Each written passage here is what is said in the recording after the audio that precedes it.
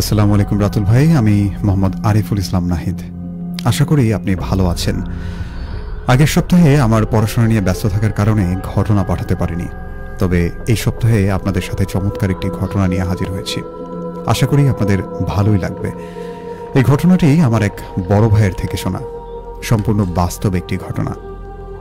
আমার বড় ভাইয়ের নাম ছিল শাওন।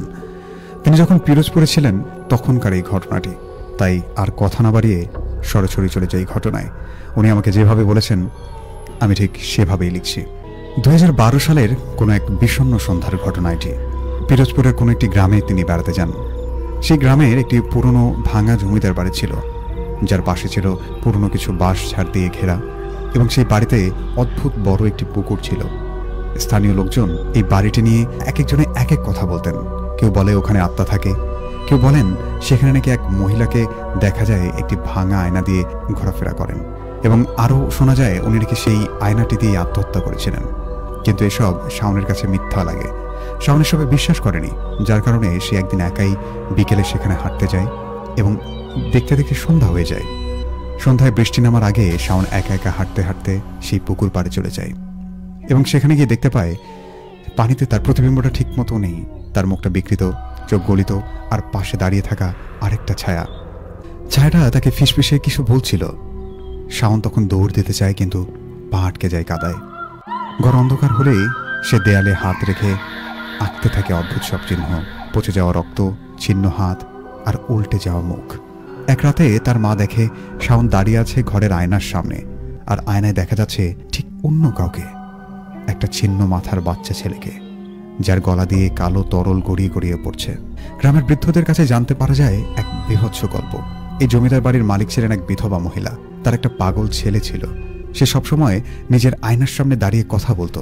একদিন সে আয়নার মধ্যে নিজের মাথা কেটে ফেলল, আয়নার সামনেই। এরপর থেকে ওই মহিলাটি পাগল হয়ে যায়, এবং কষ্ট সহ্য করতে না পেরে নিজে ওই আয়না ভেঙে সেই আয়নার টুকরো দিয়ে গলা কেটে ফেলে। এবং তখন থেকেই গ্রামে প্রচলিত আছে, ওই আয়নায় কেউ যদি তাকায় তার চোখে দাগ পড়ে যায়, এবং তার ভেতরে সেই মহিলার আত্মা ঢুকে পড়ে। সেই আত্মা প্রতিনিয়ত তার দেহটি ভোগ করে এবং ধীরে ধীরে শরীরের সব অংশ নিজের করে নেয়। শাওনের মধ্যে শুরু হয় অনেক পরিবর্তন। তার চোখ থেকে রক্ত ঝরে, মাঝে মাঝে সে নিজেই নিজের নখ উপড়ে ফেলে, আর এক রাতে নিজের পেট কাটতে থাকে আয়নার ভাঙা টুকরো দিয়ে। তাকে ধরতে গিয়ে তার বাবা মা দেখে শাওনের মুখ বিকৃত হয়ে যায়। একদম মহিলা কণ্ঠে বলে, এটা আমার শরীর, তুমি কে? আমাকে থামাতে আসো। তার ঘরে গিয়ে সবাই ভয় পায়। দেয়ালে লেখা ছিল রক্ত দিয়ে একটা লাইন, শেষে আমিই দেখব তোর চোখের ভেতর দিয়ে। ঠিক এমন একটা কথা লেখা ছিল। তো এরপর একজন হুজুরকে আনা হয়। 3 দিন রুকিয়া শুরু করেন। প্রথম দিন শাওনের দেহ কাঁপে, ঘর অন্ধকার হয়, বাতাস ভারী লাগে। দ্বিতীয় দিনে সে হুজুরের দিকে তাকিয়ে বলে, তুই আয়না ভাঙবি? আয়, আমি তোর চোখেই থাকি। তৃতীয় দিন শাওনের গলা দিয়ে বেরিয়ে আসে এক বিকট কণ্ঠ, এবং শাওনের চোখ ফেটে রক্ত বের হতে থাকে। হুজুর বলেন, এটা আত্মা না, এটা আয়নার ভিতরে থাকা এক বদ জিন, যারা ছিন্ন দেহ চায়, যারা মানুষকে ভয় দেখায়, মানুষের ক্ষতি করে। এক রাতে শাওনের ঘরে গিয়ে দেখা যায় সে নিখোঁজ। ঘরের চারদিকে ছড়িয়ে ছিটিয়ে আছে রক্ত। একটি আয়না উল্টে পড়ে আছে, তার পেছনে লেখা, এবার আমি বের হলাম, কে দেখবে? তার ছোট বোন কিছুদিন পরে এক আয়নার দোকানে কাজ নেয় ঢাকায়। একদিন বিকেলে আয়না মুছতে গিয়ে দেখে আয়নার মধ্যে দাঁড়িয়ে আছে শাওন, ছিন্ন দেহ, মাথায় হাত ধরা, আর চোখ নেই। আচ্ছা, তার মাথাটি হাতে ধরা আর কোনো চোখ নেই। সে শুধু বলল, তুই আয়নার দিকে তাকিয়েছিস, এখন তুই আমাকে বহন করবি। আজও কেউ যদি পুরনো পুকুর পাড়ের ঘরে আয়না নিয়ে যায়, নিজের মুখ দেখে এই আয়নায়, অদ্ভুতভাবে সে অনুভব করে তার শরীর যেন তার নয়, তার পাশে একটা ছায়া দাঁড়িয়ে আছে, যার মাথা নেই, কেবল রক্তে ভেজা এক হাসি। সে তখন কানে কানে বলবে, তুই আয়নার বাইরে আর আমি তোর ভেতর। রাতুল ভাই, এই ঘটনার পর আরও অনেক ঘটনা ঘটেছিল, যা এখন বলা সম্ভব নয়। তো আবারও ঘটনায় চলে যেতে চাই। এরপর শাওনের জন্য অনেক বড় কবিরাজ ডাকা হয়।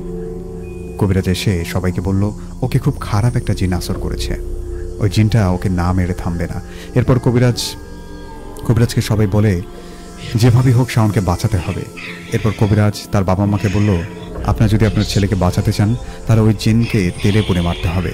সবার অনুমতি নিয়ে কবিরাজ ওই জিনকে মারার জন্য একাই একটি আয়না নিয়ে ওই জমিদার বাড়িতে চলে যায়।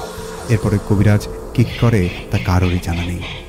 রাত প্রায় 4টার দিকে ওই কবিরাজ ওই জমিদার বাড়ি থেকে বের হন এবং শাওনও সেই তার সাথে বের হন। এরপর থেকে শাওন এখন পর্যন্ত সুস্থ আছে, ভালো আছে।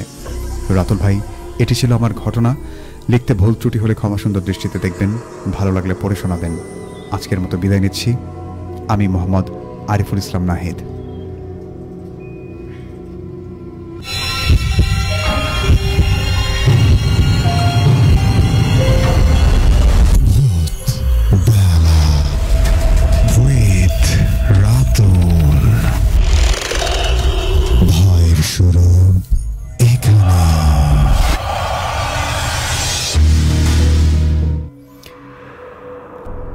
ইয়েস, ভয়ের শুরু এখানেই। আমরা শুনলাম চমৎকার একটি ঘটনা, যেটি আমাদেরকে পাঠিয়েছিলেন আরিফুল ইসলাম নাহিদ ভাই। উনি আমাদেরকে রেগুলার ঘটনা পাঠাচ্ছেন এবং ওনার লেখাগুলো বেশ ভালো। তো যাই হোক, অনেক অনেক ধন্যবাদ আরিফুল আপনাকে। নাহিদ লিখেছেন আমাদেরকে, আয়ুব প্রধান আয়ুব, মনোহরপুর 2 নং সরকারি প্রাথমিক বিদ্যালয় থেকে ছিলেন আমাদের সাথে। প্রথম ঘটনাটা অনেক বেশি ভয়ঙ্কর ছিল। জাকারিয়া ছিলেন আমাদের সাথে, পাঠানডাঙ্গা থেকে ছিলেন আমাদের সাথে। শাহাদাত হোসেন সাব্বির ভাই লিখেছেন, আলহামদুলিল্লাহ ঢাকা থেকে শুনছি ভাই, গাইবান্ধালে দেখা হবে ইনশাল্লাহ। লিখেছেন আমাদেরকে মাসুদা, যুক্ত হলাম সুন্দরঝান মোড় থেকে। গল্প দুটোই বেশ ভয়ঙ্কর। লিখেছেন আমাদেরকে শফিকুল, ঘটনাটা বেশ ভয়ঙ্কর ছিল, ভয়ঙ্কর রকমের গল্প। লিখেছেন প্রেমা ইসলাম। নয়ন সরকার লিখেছেন, ভাই কেমন আছেন? রেডিও সারাবেলার অনুষ্ঠান শুনছি, ভূতবেলার সাথে আছি চন্দিয়া থেকে। মাসুদা লিখেছেন, আরও বেশি ভয় পেতে চাই। বৃষ্টিও লিখেছেন আমাদেরকে, আসসালামু আলাইকুম ভাই, যুক্ত হলাম খানকা শরীফ থেকে। আচ্ছা, আমরা নানা আর নাতনি, আচ্ছা ওনার নানার সঙ্গে যুক্ত হয়েছেন। দুজনের জন্য শুভকামনা। সাথী রয় ছিলেন আমাদের সাথে, ভাইয়া গাইবান্ধা থেকে। আচ্ছা আচ্ছা, ওকে ফাইন। লিখেছেন আমাদেরকে উষাদ হৃদয়, ভাই আরও ভয় পেতে চাই। বিশাল লিখেছেন, আরও ভয় পেতে চাই। যুবরাজ ছিলেন আমাদের সাথে। লিখেছেন লুৎফুল আনোয়ার ভাই, আসসালামু আলাইকুম রাতুল ভাই, চট্টগ্রাম থেকে ভূতবেলার নিয়মিত শ্রোতা, জয়েন হয়ে গেলাম। গত পর্ব শুনতে পারি নাই, অনেক মিস করেছি ভাই, আপনাকে মিস করেছি, আপনাকে পেয়ে ভালো লাগলো। আশিক আদনান লিখেছেন, কী অবস্থা ভাই, কেমন আছেন? অনেকদিন পর শুনছি, একটা স্পেশাল এপিসোড করা যায়। জি অবশ্যই স্পেশাল এপিসোড করা যায়। আমি রেখেছি ঈদে স্পেশাল এপিসোড থাকবে, স্পেশাল কিছু মানুষজনদেরকে নিয়ে। মেয়ার বাজার থেকে সাদেক ছিলেন আমাদের সাথে। মেইলটা অনেক ভয়ের ছিল, বিভৎস ছিল। অভিমানী ছিলেন আমাদের সাথে।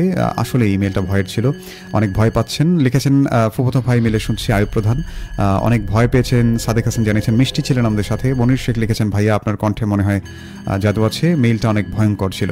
থ্যাংক ইউ সো মাচ ভাইয়া আমাদের সাথে যুক্ত হওয়ার জন্য। আশিকুর রহমান সরকার ছিলেন আমাদের সাথে। সিদ্দিক আকন্দ ছিলেন, লিখেছিলেন আমাদেরকে মিষ্টি আবারও, যে কেমন আছেন আপনি? অনেক ভালো আছি, ভালো আছি বলেই ভূতবেলায় বারবার ফিরে আসি।